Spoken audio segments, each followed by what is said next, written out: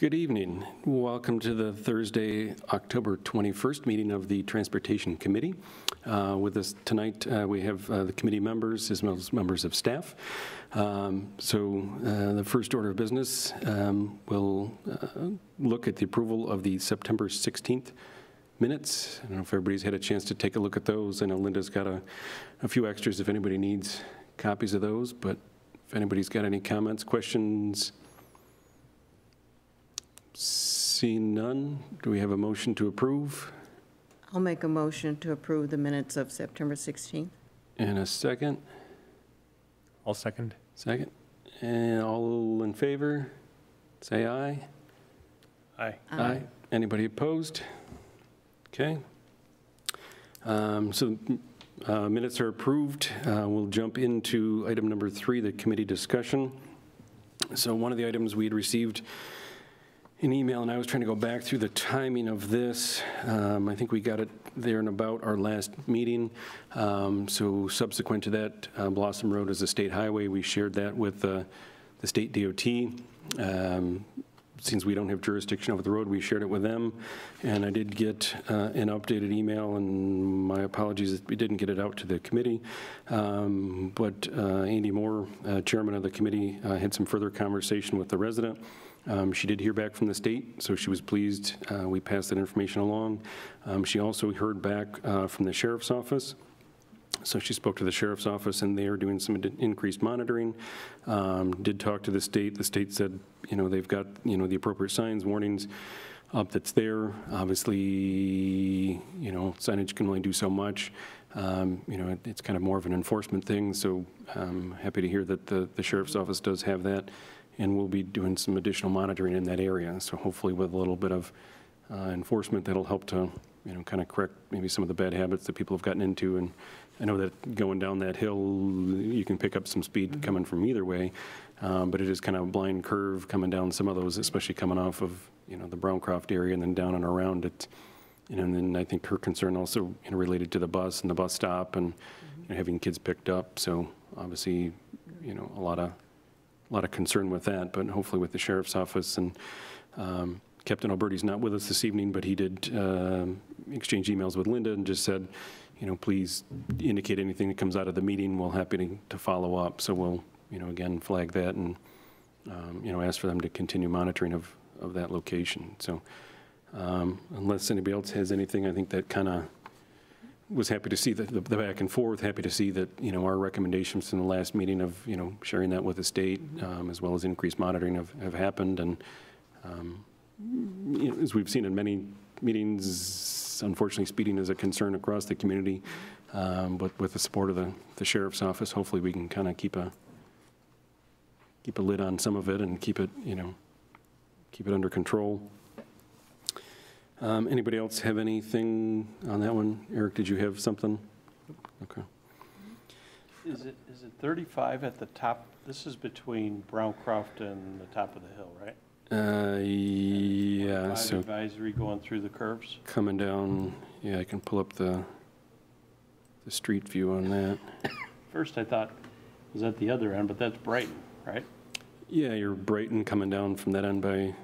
Yeah, so it's 35 just starting down the hill. Okay, and then it's 25 advisory. And then I think you get advisory coming down the hill, steep slopes. I might have just passed the advisory sign, but I think coming down into the curves. And all right.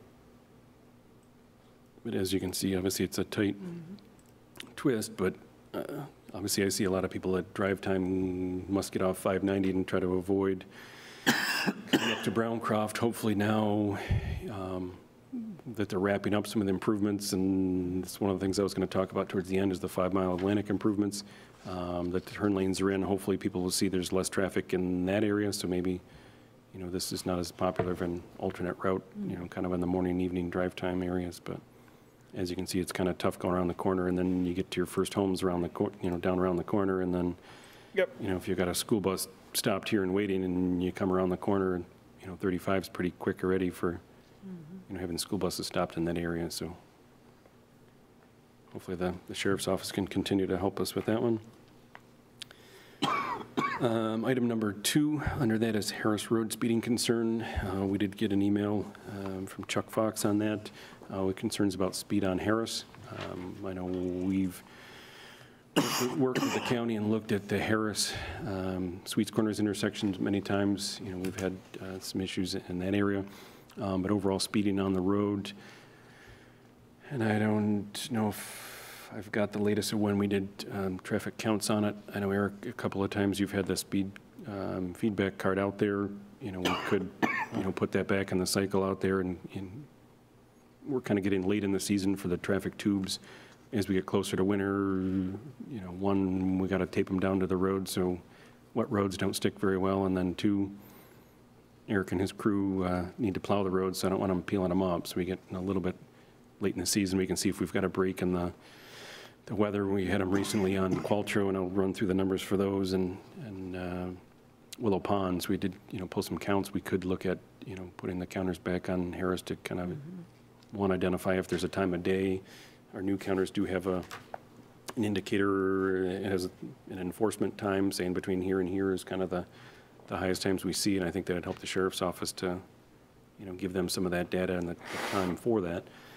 But overall, I mean, Harris, all those are just very straight roads, and you know, it's just tough to have a lot of traffic coming on a straight through road that's a connector and, you know, carries, you know, traffic beyond that. But I don't know if the group has any other thoughts. Tim, I know back when you were at the county, and sorry to catch you in mid-cough, we worked, you know, with you guys looking at Harris and Sweets Corners for a couple of different things, and did, you know, Yep. that was more the cross traffic on Sweets, and Because I recall, some additional signage, and we've double-sided the signs on that, but I think this was more of a true just speed on the Harris, you know, main line.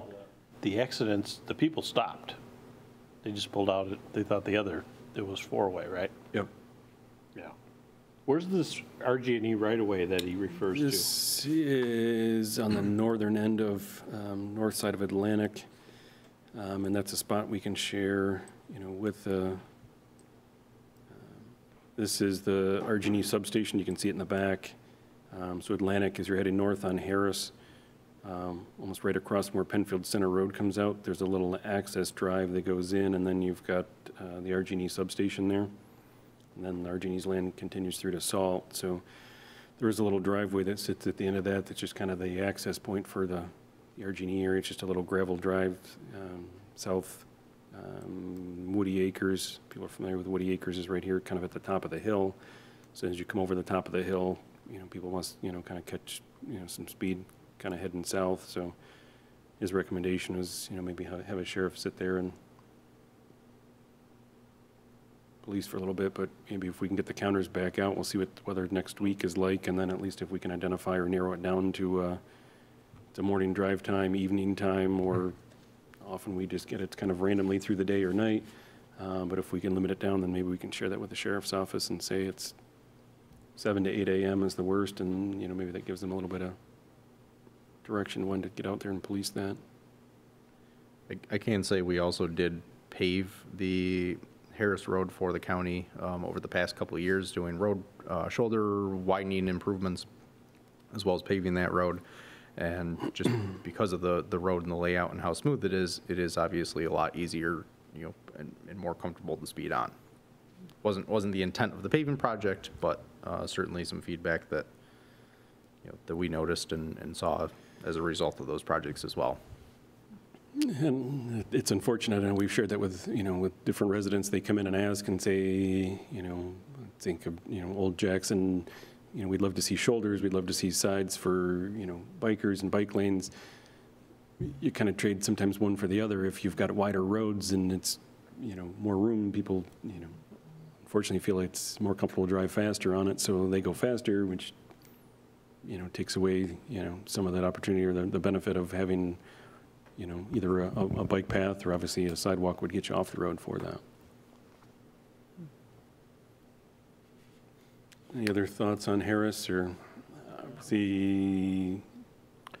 I mean, the data that's been collected on roads that have shoulders added historically, it's a couple miles an hour difference pre and post, before, and then a full rehab, it's a couple miles an hour, which is not, whether it goes from 41 to 43 or something like that, or somewhere, and there's data to support that, probably 20-plus years worth of that throughout the county, before and after, so. Yes, it does go up, but not that much. Okay. So I say we'll look at, work with Eric and his team of what the speed cart availability is, just as a reminder. Obviously, we'll time that opposite, when we put the traffic counters out there, we don't do those at the same time. And then whichever one we can get out, and then we'll follow up with the sheriff's office and see if they can, put some additional enforcement on that area and see if we can remind people of the speed limit and get them to slow down and adhere to what we've got. Okay, next item, we got an email from a resident, Mr. Farnath, and he said he might possibly be here tonight. Let me check. I don't have him on a call-in. But he shared, concern with speeding near the schools on Gebhardt, near St. Joe's School and the Cobbles School. We reached out to Eric and his team and to DPW what they could do for the speed cart. And then Joe was able to turn that around and get that out quickly, so he was pleased with the turnaround from us. I know he was going to bring a petition, share, conversation with this committee about the concerns, and then was also going to reach out to the school district. He thought a lot of that came from either parents, teachers coming, going at, school times, so them coming and going, but it also goes with, bus pickup and other stuff. So he was going to share his petition or his concerns with the school district as well. I haven't heard, feedback of how that went, but at least on our end, we said we could put the feedback card out. I wasn't sure how fast or what the availability is, but DPW was able to turn that around quickly. So hopefully that's been a benefit to have that out there and, at least remind people what the speeds are on Gebhardt. I know we've counted them in the past. We haven't done that this year, I don't think, in a year or two, but COVID times have kind of changed our, last year, I don't know if we did many traffic counts at all, just from everybody being home or working from home. It's kind of skewed our numbers so much we didn't do a whole lot of counts. This year we got back into it and have, been using the units again, but we just have 2, so it's hard to spread those all over. And I'm assuming you'll leave it out there for the week, and then Yep, that one's just a feedback device that doesn't, gather data. Yep, the radar trailer was put out, I believe, last Tuesday or Wednesday. I'm not positive on the day. It's still out there, but we will need to bring that in soon just to recharge it. Okay. And that one, say we can also share with the sheriff's office, the concern we received and, pass that along. As far as, what times, I think it was related to, school hours and school times. So I was happy to hear, the resident, was being proactive and sending a concern to the school and sharing with them, and hopefully they can speak to the teachers and parents and, share that concern as well. And then obviously, we'll look to do what we can on our end to curb some of that concern. Are you expecting to hear back from this resident about that feedback? Yeah, I would think so. I mean, initially he indicated that he was asking when the meeting was and would like to attend and whether he could, attend in person or not. So I shared with him that he could come and address the committee. So whether he was going to come back tonight with that. But from the faculty and from the other residents in the community, was he going to talk with them as well? He was going to talk to the school district, so he was going to share with the school, his concerns, and then see, whether he gets feedback from them or they send a note out to the, through the district information to the teachers and the parents, and just to kind of remind them, to slow down around the schools, and especially, during arrival and pickup time. And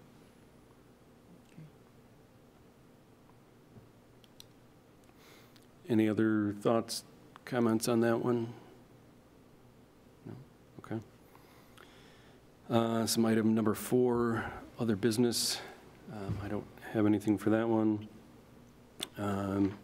Item 5, we do have some follow-up So we did have concerns with speeding on Qualtrough.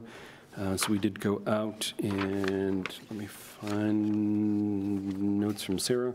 So we did do counts on Qualtrough. We did put 2 different sets down. The one set, for whatever reason, 1 didn't stick to the road as long as we'd hoped, so it came off, and 2 didn't seem to collect data. So I'm not sure what happened with that unit, but we did have 1 on the north end. And then we did have another set down by the school district. So on the south end, we did get an ADT of just over 4,100. So that's an average daily total of just over 4,100, with an 85th percentile of 41.5, an AM peak of 337, and a PM peak of 331. So there is a fair amount of speed on that road. It's out there. I believe it's posted at 35 in that area. So an 85th of 41 is fairly high. So we'll share that with the sheriff's office, and I believe the enforcement time, I just had a wide variety, but we can share that, that time or that enforcement analysis. But again, I think it's a kind of a straight cut through, well, not cut through, but north-south road. But we did have the counter data down by the fire hall, so picking up, speed through there. Let me see. Mark, is that the one that didn't, the counter that didn't record? This one did record, so we did get the south one. The north one we had up on the further end up by Scarborough. Okay. That one, let's see, get in the later in the season, the ground gets a little wetter, and some reason the monster tape doesn't like to stick, but so that one we did lose that one. We can, again, try, but we did have, even putting them out there, could see a fair amount of speed of people coming and going. So whether the sheriff's office can sit in the fire hall or the fire station driveway and, monitor for a bit, but I think whether through COVID or not, I think people have gotten used to less people being on the road and driving a little faster, and it just seems like we're getting more calls from more people in more places that, speeds become more of a concern. So before we had a lot of concern with traffic, and as the traffic gets lighter, unfortunately the speeds kind of seem to go higher. So either seem to have one or the other, and sometimes having a little traffic actually is traffic calming or slows people down. So, but obviously we've seen that as a trend, and we've been bringing that to you guys. We've, getting more and more concerns for speeds and on roads and how fast people are traveling up and down. And even when we're putting the counters out, a couple of neighbors came out and said, "Hey, great, what are you doing? Counters? Oh, that's great. Yeah, people fly up and down through here." So at least had neighbors on one on either end while we were putting them out. Was happy to see we're putting counters out and trying to get a handle on the situation. But again, being a straight road, being an arterial road, looking at speed humps or, some traffic calming like that isn't an option. So it's more of an enforcement. We can look at what the signage is. We can look at, putting the feedback trailer out there to remind people what the speeds are. But after that, it becomes more of an enforcement end of things than anything we can do to change the configuration of the road or, the layout of where it's going to and from. What direction was the 41 in it?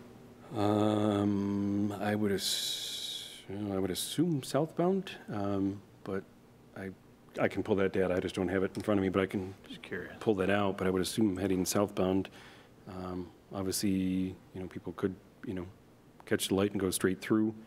But to be traveling at 41, not too far north of Browncroft, they're already doing a pretty good clip. So either they turned the corner and got on it, but I would think it'd be more people, coming southbound and either going through the light or Southbound in the morning, probably southbound in the morning. to avoid the school. And that's the other part we've seen is a lot with the school. The school traffic backs up, so I think people have found alternate ways to go around. I know recently I was contacted by the Webster schools, and I met out there with them, having a lot of parents drop off, Plank North and South. Oh, man. Whether COVID, whether what, they're seeing less and less kids take the bus, so more and more parents dropping off. So They've had times, the Scribner Road, and it seems more Plank South. I think there's more population there. So I sit out there with Deputy Thurston in the school district, 7:30, 7:25 a week or two ago, and, watch them come in, and then they can't unload the kids until 7:50. So 7:40, the parents start showing up and then pull in the parking lot. The parking lot gets full, and then the cars start backing up, up Scribner Road. So I think people have learned, avoid that area in the mornings. They go over one road and then come down Qualtrough and, either try to make up time or bypass that. So did meet with the school district. They are going to look at, can they unload the kids 5 minutes earlier out of the cars into the school? There's not a lot of area. I did talk to them about, having staggered school times, which they already do. So Plank North, I guess, starts 10 minutes earlier than Plank South does.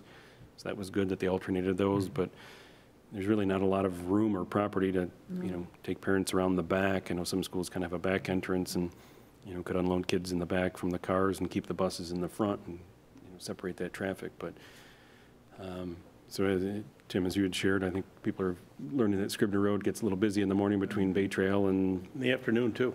Plank, Yeah, north and right. south. They're all staged South along the Avoid that, so shoulder people, and. you park jump at- over one road and go to go to Qualtrough instead. And That's good, because it's dangerous to try to pull around those cars, because I live right there. yeah, so the sheriff's office is aware, the school district obviously is aware, and, was happy to meet them out there and take a look at it. They were going to try to, see what they can do internally to get, kids out of the cars sooner. How quick can they have parents pull up, unload the kids, get them, back and on their way, and then, not have a backup on Scribner or people parking on the shoulder, which summertime sort of works. But obviously, we know winter's coming, and now you've got snow drifts, and you can't pull on the grass or park on the side anymore, and, we don't need somebody trying to pass the line of cars and create an issue, so. Hopefully, we get kids back on the buses and reduce the number of drop-offs in the There mornings. you And So, that's the data, and Tim, I can pull out which direction data, that was for that one and follow up on that, but that's kind of the data we have for that. So, again, I think that's more of an enforcement thing. We'll circle back with Captain Alberti and, share with him and his team, and if we've got a time of day, we'll try to put the counters back out on the north end and pick up what that was, but we try to kind of catch either end of the street, and the north one didn't work out so well. And I only asked or for clarification, which ones worked. I did receive a follow-up email, and I forgot to share it with the group. It came in last week when I was off. But from the original resident that had concerns about the speeding along the road, was thankful and grateful that we put the counters out. Their only request was that, maybe the one by the firehouse was too close to the intersection, that it would either pick up cars slowing down as they approached the Atlantic Browncroft intersection, or not be picking up cars, as once they're fully up to speed, as they turn north onto Qualtrough. Okay. Their suggestion was, maybe closer to City View Hallmark might be a better location to get kind of an average of the actual road. Okay. So if we're looking for to potentially put them back out. We can put it back out mid-block. Whether it's this year or first thing next, maybe that's a good spot for it. Yep, yeah, we only kind of went here to kind of pick up quantity as well, so you're not, you're not past Waterbury, and if you're not picking up the traffic coming out of Woody Lane, you kind of catch that of who's coming in, so you got the volume, but for speed, we could look at, putting it up more mid-block and recapture that.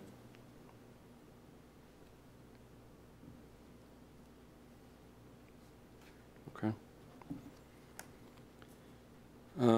So next item, this is again another carryover from last month, Tuscany Lane. Eric, I think you got the call on this one. I can pull up the photos you Yep. provided. So just as a kind of a reminder, refresher, the original concern for Tuscany was a request for either a stop at the kind of throat of the T, or a three-way stop, where Tuscany Lane turns back into Tuscany Lane when it circles back around within the neighborhood itself. I didn't bring it up as far as the minutes. I was mistaken. At when you first turn into the neighborhood, it is not a stop sign at that first intersection. It is a yield sign. as you're approaching to either turn left and go to the cul-de-sac or turn right and kind of go back further into the neighborhood. It is a yield sign at that location.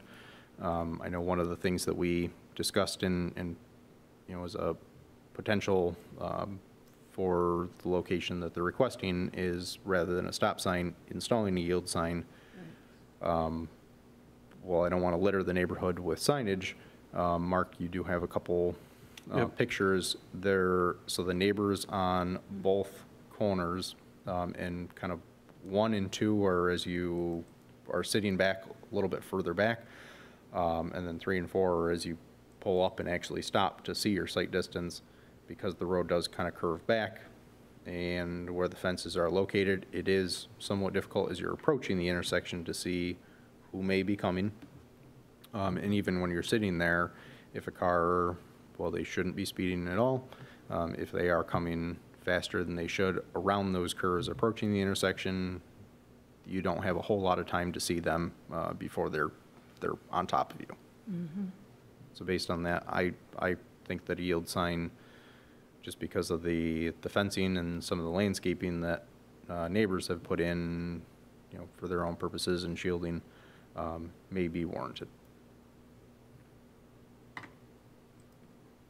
So this is, you were parked in this general vicinity on Tuscany, so looking, I'll say north and south off that, but left and right on the first picture is looking views. south. The next one looking north, and then same thing, kind of looking south and north again.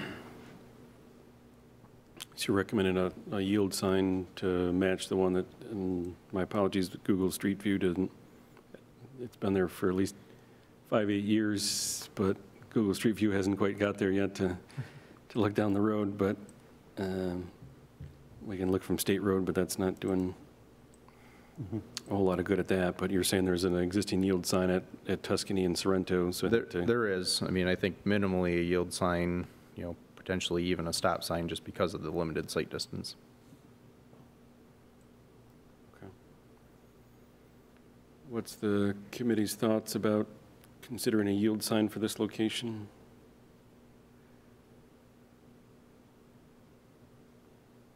So initially they asked, and for signs all around, and it's not typically our standard, to be coming into the neighborhood just to have a random stop sign at a 3-way intersection. I think would be inappropriate to go to that level as you're pulling in, but as you come back to the stem of the T here, And that loops around? that loops around somehow. Okay. So that All right. So goes there's- around the block, and then you come back here. So the stem of the T, we'd look at this location, and Eric went out to look at the site distance around the fences that are there and look at, whether we install a yield sign here, just to kind of remind people as they, And where's the Come other on. yield sign? the other Already? yield sign is Down there? here. So as you come in off of Tuscany, and have a yield sign as the people are coming in and out of the neighborhood, again, on the stem of the T on Tuscany. So I think looking at least to start with a yield sign and mimic what's already in the neighborhood and have So some it'd be consistency with it. consistent within that subdivision, but not necessarily consistent with other 3-legged intersections throughout the town. And We as got a we've talked variety before. of- Depending on the location, yes. Yeah. As we've talked before, I mean, we don't post every Right. subdivision street. We've got some that have control on it, and we've gone around with many applications that people say, well, it should be at every single one, and, Right. standard What was- driving, you kind of know to stop, or at least to, What was the original concern? I think they had concern about, one, about speeding, but two, I think more was kids playing in that area and people kind of whipping around that corner, and Yeah, it was more the concern about just people making that turn, more so as they're leaving the neighborhood without ever looking to see who might be around the corner.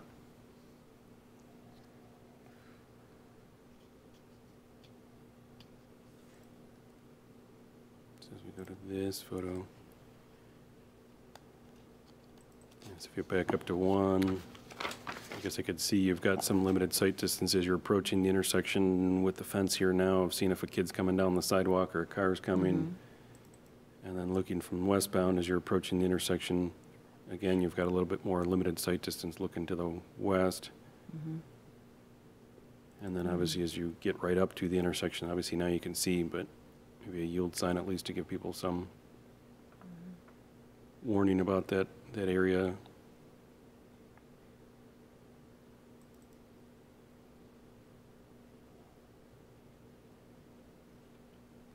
Now, can we see the other view where you show the division, Yeah, subdivision? Yep.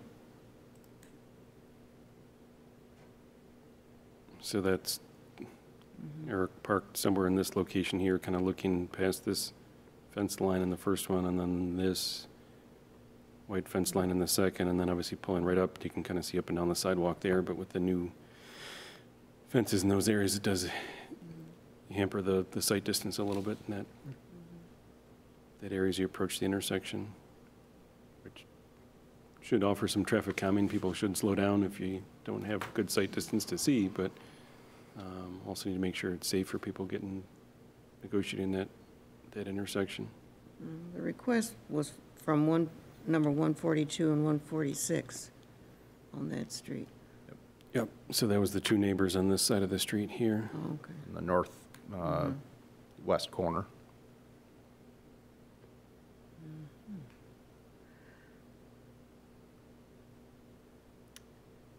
Well, I'm not opposed to a yield sign. I don't think a stop sign necessarily is in order. But I've had different views about yield signs. I was coming down, let me think now, off Westfall, where you go down to that new area and come back up on 590, and a person just whipped right around that yield sign that's coming north to get on, and I'm going to get on to come back. Well, no, he was coming from the south, and I'm going north. And that person just disregarded that yield sign. I know that's high speed coming around that corner. This would be a little different. Hopefully people would pay attention to a yield sign. I mean, you In a would hope in a neighborhood, subdivision. it's pretty clear you're in a subdivision, there is no connection, there's no cut Right. through, there's no connection to any other neighborhood, so it's pretty clear you're in a subdivision, and at least it gives a My little bit. thinking is that the people that live there are familiar with the neighborhood. They know how the traffic pattern works. It's not like you have a lot of through traffic where people aren't familiar with, the rights of way there. I don't think the yield sign is going to hurt anything. I don't know if it's going to 100% help the situation. Yeah, again, we're relying on people to follow basic Right. driving rules and laws, and, but as Mary said, I don't think it warrants a full stop sign there. I think most people live in the neighborhood, or friends or family, you said, are pretty familiar with it. It's not a new area. You're not going to enter the neighborhood just on a whim. But hopefully at least the yield sign maybe bring a little bit more attention to the intersection, and at least people may slow down, look both ways, and take a little more caution before they go around that curve.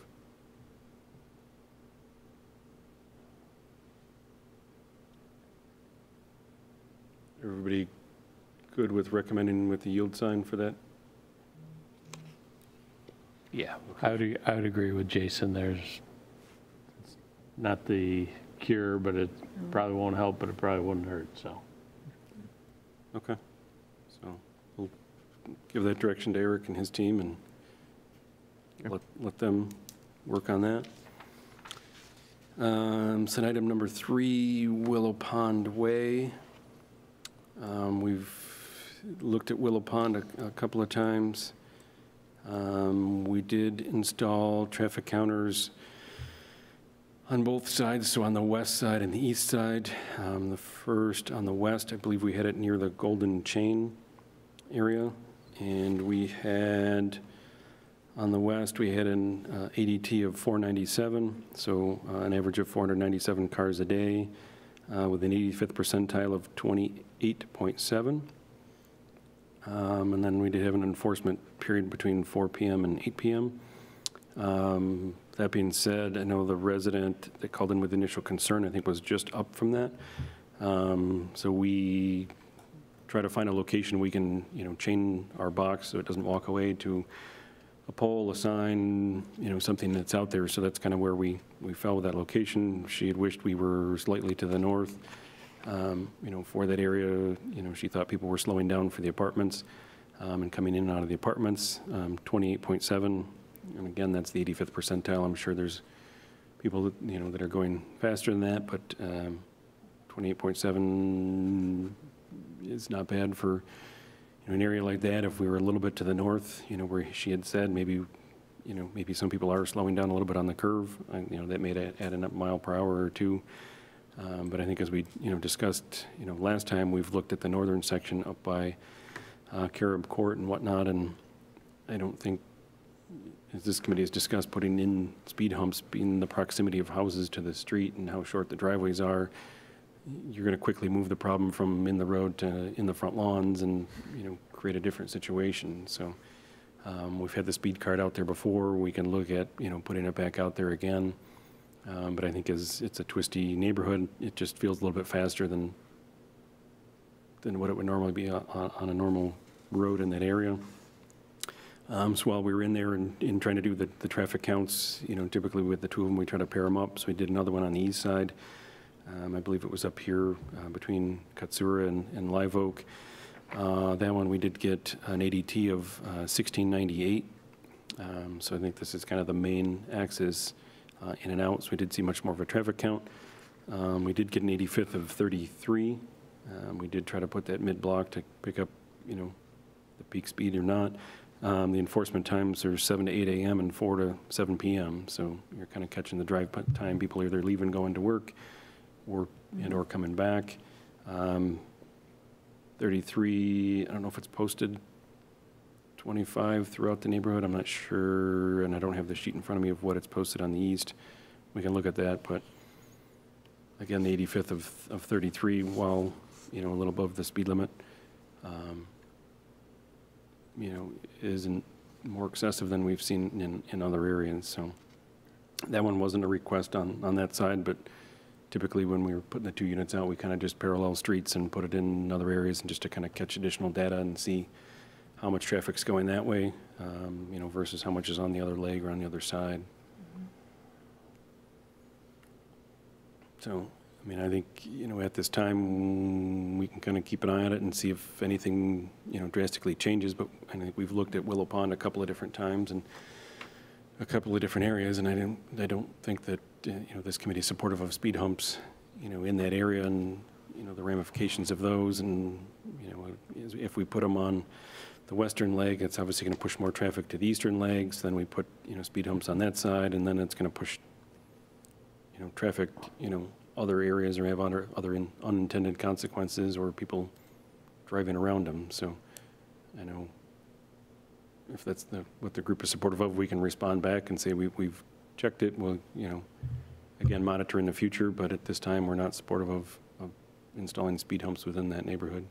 Yeah, as you enter the neighborhood, it is posted 25, as well as just south of that intersection is posted 25 as well. Okay. This on Willow Pond Way? Yeah. Okay, thank you.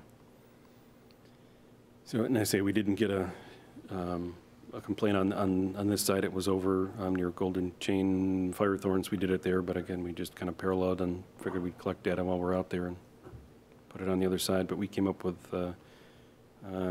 just over 28, on this side of Willow Pond here. We could move it up a little bit and recheck it, but, may go up a couple miles per hour, but. That area looks a little dense with the housing and everything, so I bet 28, when they're going 28, it just feels and seems like they're going a lot faster than they are. Yeah, the homes sit, close to the road, which, makes it a nice neighborhood feel, but, they're, some short driveways, so I'm sure if, kids are out here playing and, right. In the front yard, there aren't sidewalks through this section.